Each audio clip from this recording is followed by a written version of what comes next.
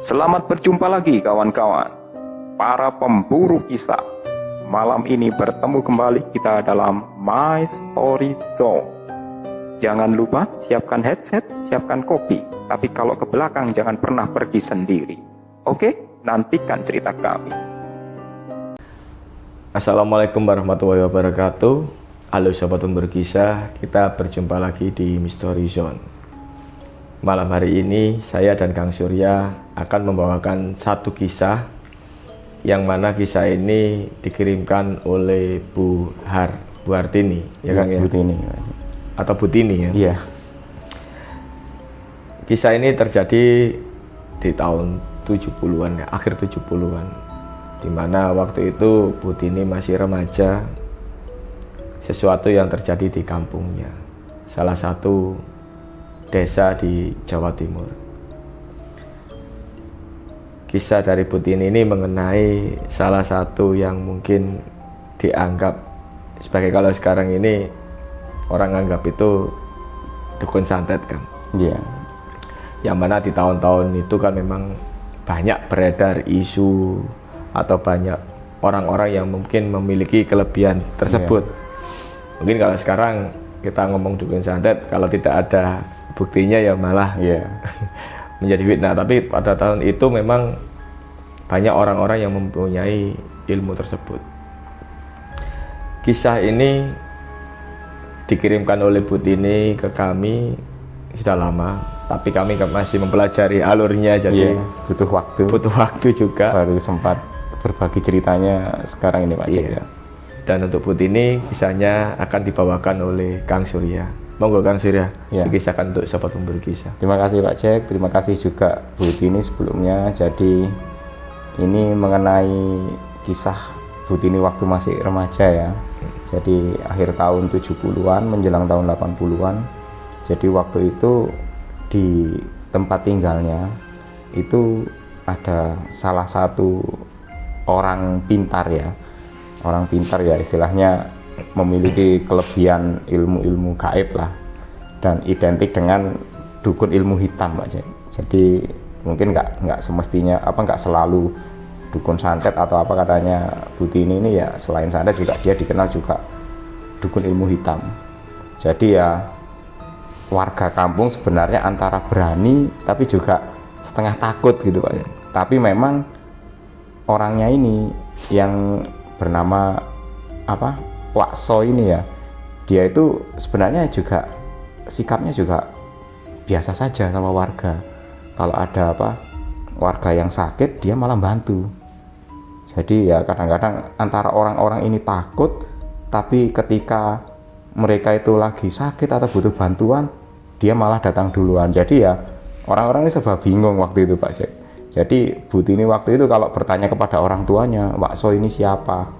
Ya kadang-kadang mereka sampai ada cerita kayak bercandaan gitu.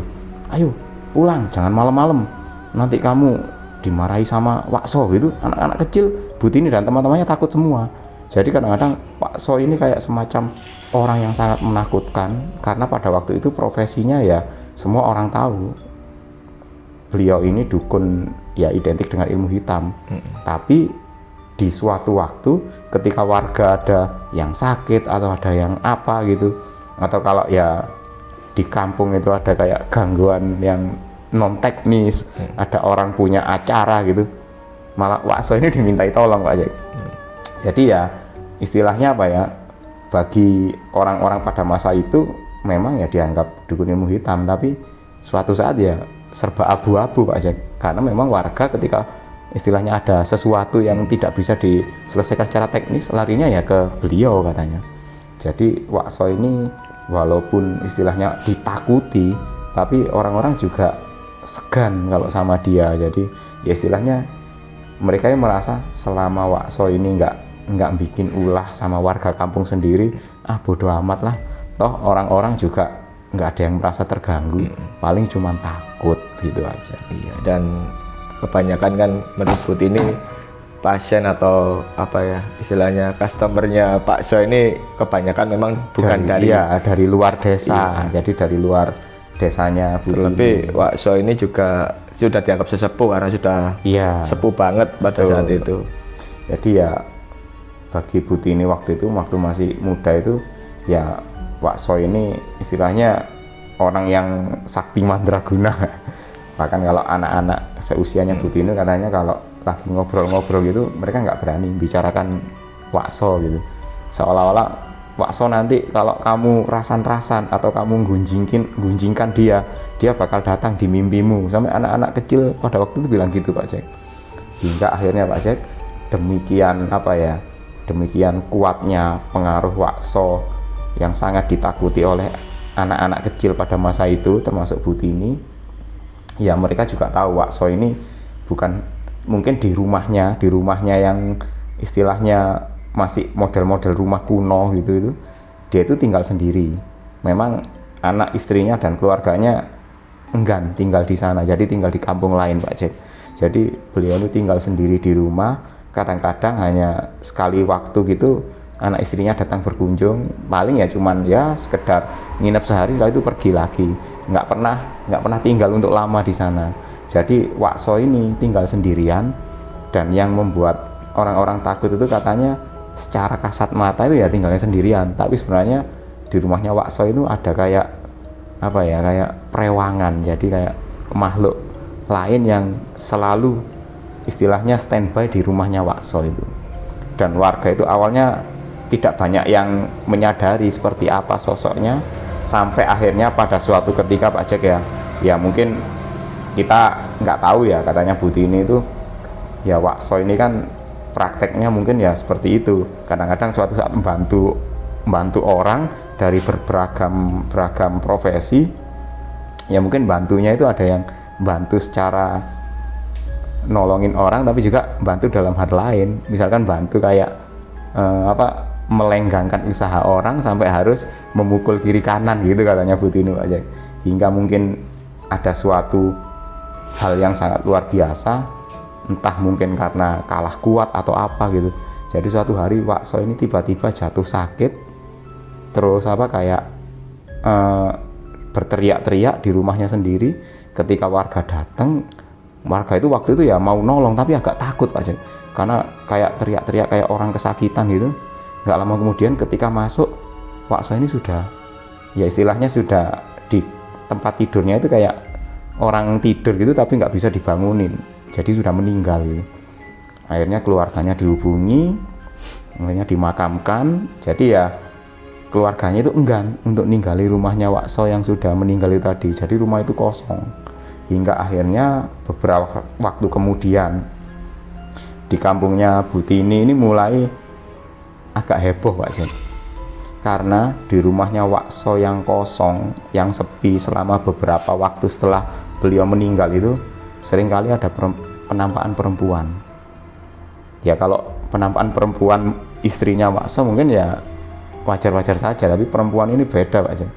Jadi wujudnya itu kayak seperti perempuan yang mukanya pucat, pakaiannya itu, bajunya itu putih panjang gitu, dari tubuhnya, dari badan sampai ke kaki itu nggak pernah kelihatan kakinya, bajunya putih panjang, terus rambutnya juga kayak riap-riapan kacau balau gitu.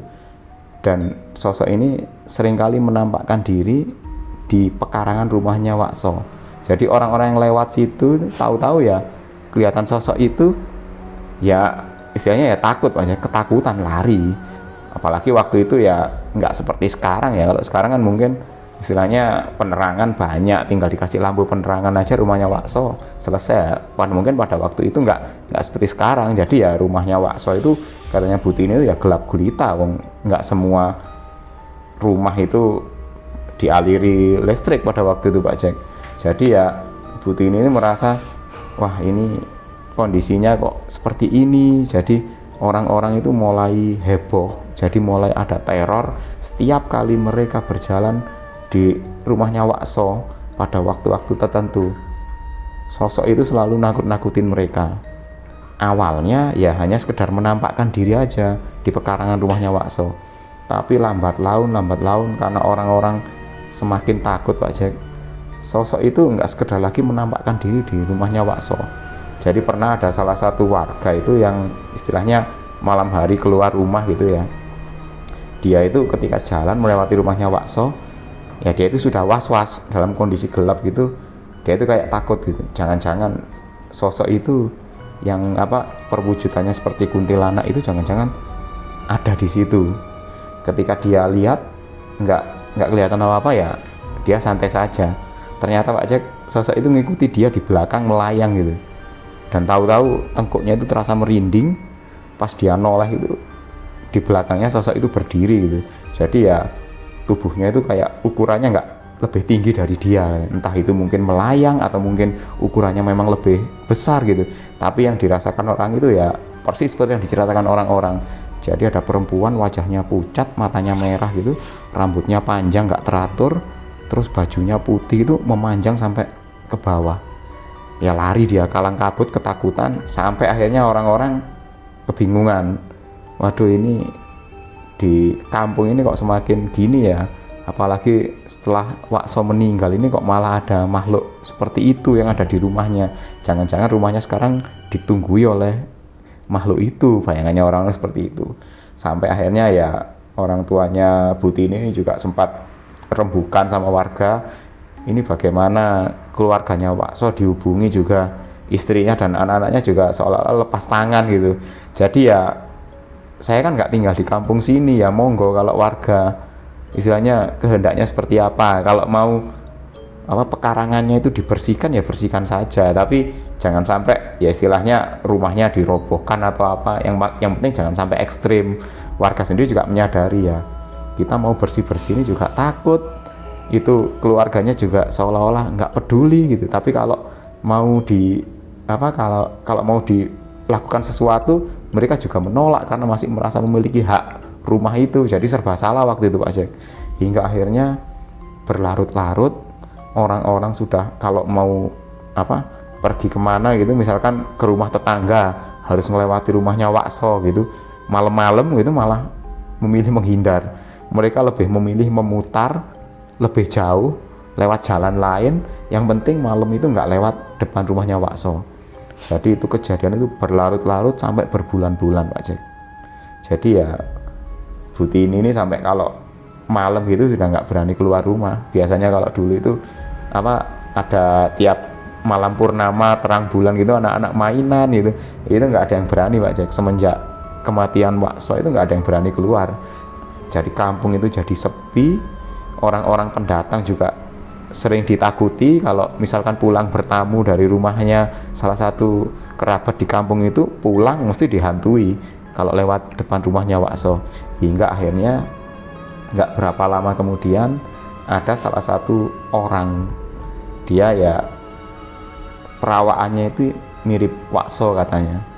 Dia itu datang dari jauh, istilahnya kayak orang-orang nggak pernah kenal, tapi orang ini kok dandanannya mirip Wakso gitu. Itu datang bawa sepeda kayu gitu aja, datang nemui kayak sesepuh kampungnya. Jadi beliau itu menemui sesepuh kampungnya Butini itu tadi, terus menyampaikan kalau dia itu masih kerabatnya Wakso gitu. Ya sesepuh kampung awalnya bingung loh, ada perlu apa? Apakah ada hutang piutang atau seperti apa? Mungkin Wakso sebelum meninggal, kalau misalkan ada urusan hutang piutang ya monggo diselesaikan dengan keluarga. Kita ini memang Wakso tinggal di kampung ini, tapi keluarganya sekarang nggak ada di sini semua Pak gitu. Ternyata orang itu mengaku, saya kerabatnya Wakso, tapi saya tidak ada urusan hutang piutang atau terkait apapun juga, tidak ada. Saya kerabatnya dalam artian bukan keluarga katanya Pak Jack. Ternyata kayak semacam saudara seperguruan lah katanya, seperti itu. Jadi dulu waktu belajar ilmu kebatinan itu, Wakso itu sama Pak Tua satu ini yang Butini itu nggak tahu namanya, waktu Pak Tua satu ini pernah belajar bareng ilmu kebatinan. Nah pada waktu itu dia sempat ngobrol sama sesepuh desa. Saya cuman ya mendengar kabar dari luar kampung sana. Pertama ya kerabat saya ini meninggal, jadi Wakso itu meninggal. Kemudian yang kedua, dari keluarganya juga saya dengar beliau meninggal, tapi di rumah ini ada banyak sekali benda-benda peninggalan dia itu yang tidak terawat gitu. Lah itu maksud saya, benda-benda ini mau saya amankan kan. Jadi Butini waktu itu mendengar cerita dari orang tuanya itu ya, diamankan itu bayangannya mau diapakan, apa mungkin barang-barangnya diambili semua atau gimana gitu.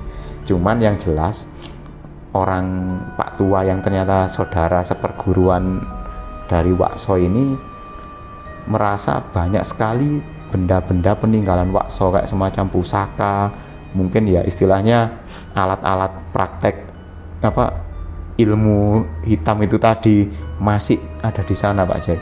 Dan yang paling penting katanya, dia itu datang untuk menjemput perewangannya Wakso.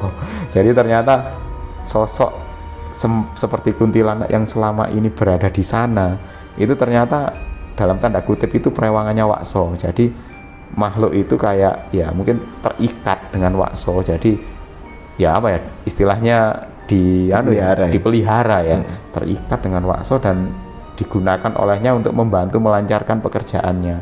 Dan karena sekarang tuannya sudah meninggal, jadi makhluk itu ya kayak nggak bisa jauh-jauh dari tempat tinggalnya, di pekarangan rumahnya Wakso.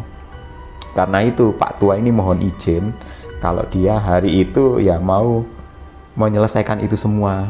Pertama ya ngambil barang-barang yang merasa keluarganya nggak mau ngambil, tapi itu harus diamankan oleh dia. Kedua yaitu tadi, bagaimana cara mengatasi supaya perewangan itu tadi bisa tidak terus menetap di situ.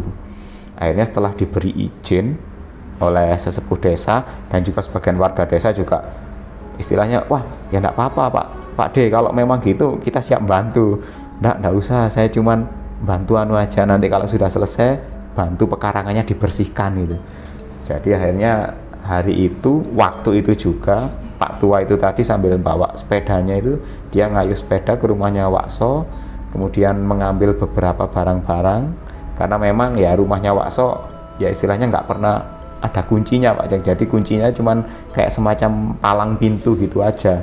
Jadi sama warga dia dibantu masuk ke sana, katanya ada banyak sekali kayak benda-benda yang istilahnya batu-batuan gitu, diamankan semua oleh bapak itu.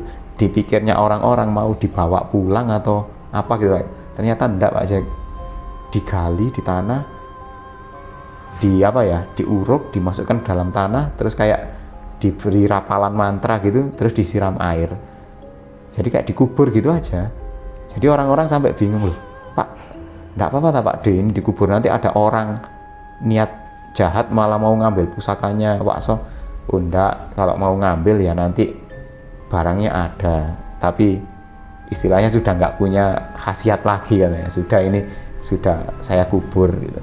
Terus yang kedua, dia itu juga sambil kayak bawa kain gitu Pak Jack.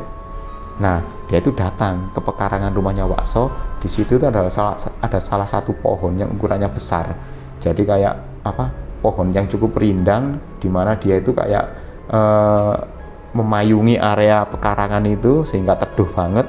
Tapi nuansanya memang itu yang bikin suram. Di sana Pak Tua ini kayak bikin ritual gitu. Nggak lama kemudian setelah selesai, dia itu kayak bawa kain itu tadi, ditaruh di bawahnya salah satu akar pohon, kemudian diikat di sana. Dan kemudian dia itu bilang sama warga, ya sudah, saya mohon diri, nanti tolong ini dibersihkan, pekarangan ini dibersihkan, terus kain yang saya ikat di situ jangan dilepas sampai nanti nunggu kira-kira 10-20 hari. Nanti saya kesini lagi, saya yang lepas katanya gitu. Akhirnya selesai, dia itu langsung pergi bawa sepeda itu Pak Jack. Tapi yang dilihat orang-orang, tadinya itu dia bawa sepeda kayak ringan banget gitu, kayak ngayuh sepedanya itu ringan. Waktu pulang itu dia ngayuh itu kayak berat banget gitu. Padahal dia nggak bawa apa-apa. Jadi seolah-olah di sepedanya itu ada beban berat, yang mana dia itu ngayuhnya itu sangat berat sekali. Jadi dia itu mengayuh sepedanya itu kayak orang yang bawa beban gitu. Katanya orang-orang waktu itu, katanya orang tuanya Butini dan orang-orang tetangganya, yaitu yang nungguin pekarangannya Wakso itu dibonceng sama Pak D itu tadi. Nggak tahu dibonceng kemana, katanya dibawa pergi. Istilahnya dicarikan rumah baru. Jadi setelah itu warga pun mulai berani. Jadi kayak rumput ilalang di sekeliling itu dibersihkan semua, dipotongi semua, baru kelihatan pekarangannya bersih. Dan beneran nggak lama kemudian setelah 10 hari lebih Pak Tua itu datang lagi. Jadi dia itu cuma ngambil kain yang dia ikatkan di salah satu akar pohon, kemudian dibawa pulang. Terus pamitan sama warga, ya pesannya cuma satu, tempatnya Wakso ini memang keluarganya nggak mau ngurus, terserah warga desa mau ngapain, mau diapakan rumah sama pekarangannya. Tapi pesannya cuma satu katanya, kalau bisa pekarangan dan area rumah ini dibikin bersih, karena energinya itu kuat sekali. Jadi kalau sampai kotor itu malah mengundang makhluk-makhluk lain itu untuk tinggal di tempat ini. Jadi kalau bisa tetap ada kegiatan di sini, minimal seminggu sekali itu warga istilahnya bersih-bersih di sini. Jadi supaya nggak kelihatan suram sama serem gitu kan. Jadi akhirnya setelah pesannya Pak Tua itu tadi, barulah warga desa itu mulai berani lah. Jadi tiap waktu mereka membersihkan rumahnya Wakso gitu. Sampai akhirnya ya Bu Tini sendiri kadang-kadang kalau dulunya takut, jadi ketika dia sudah beranjak remaja gitu ya, lewat situ ya nggak takut amat. Sampai akhirnya karena mungkin nggak pernah dihuni oleh keluarganya, lambat laun rumahnya Wakso itu ambruk katanya Pak Jack. Jadi waktu Bu Tini sudah remaja gitu, bertahun-tahun nggak pernah tinggal di rumah itu ambruk. Akhirnya sama warga ya dibersihkan jadi halaman pekarangan kosong. Jadi itu kisah masa kecilnya Bu Hartini, Pak Jack, Bu Tini. Jadi ini ada satu kisah juga yang kemarin juga kita dapatkan yang hampir sama ya Kang ya, dengan kisahnya Bu Tini, tapi kisahnya terlalu pendek jadi kami mohon maaf untuk tidak bisa menayangkan ya. Iya, ini juga hampir sama dengan Bu Tini, di mana sebenarnya sosok yang dipelihara tadi itu biasanya memang untuk suruhan kan. Iya, untuk perewangan ya. Cuman yang kisah yang satunya ini berkisah jadi korban gitu loh. Jadi korban ada sesuatu yang masuk, ya sosok-sosok seperti itu. Karena memang diperintah oleh seseorang gitu. Seseorang. Dan untuk Bu Tini, mohon maaf juga kita baru menayangkan kisahnya. Dan terima kasih sudah mengirimkan kisah kepada kami. Untuk sobat pemberi kisah, jangan lupa untuk like, subscribe, tinggalkan komentar di bawah, serta ikuti terus kisah-kisah kami selanjutnya. Assalamualaikum warahmatullahi wabarakatuh. Bye-bye.